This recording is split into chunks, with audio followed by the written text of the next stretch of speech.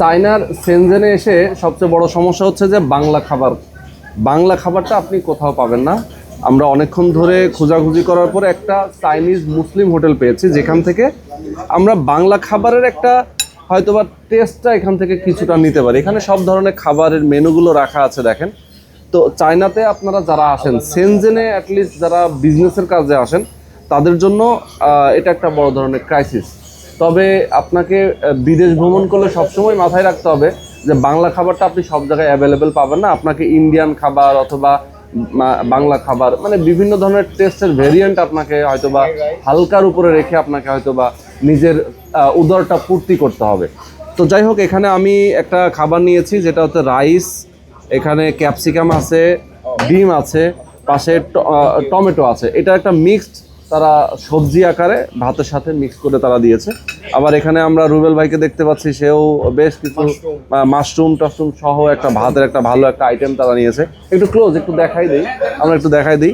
এখানে হচ্ছে যে আরেক ভাই, কি জানো ভাইয়ের নাম, জামাল ভাই, কিন্তু আরেকটা সে বিফ নিয়েছে। এ পাশে হচ্ছে মামুন, বিফ, তারপরে পটেটো, হ্যাঁ, এগুলো কিন্তু মিক্স করে একটা খাবার। মানে আমরা এখানে আসলে অ্যাভয়েড করতে চেয়েছি চাইনিজ যে ট্রেডিশনাল খাবার, সেটাকে অ্যাভয়েড করে আমরা একটু বাংলাদেশি খাবার অথবা ইন্ডিয়ান খাবার একটা মিক্সড একটা ভাইব্রেন্ট রাখতে চেয়েছি।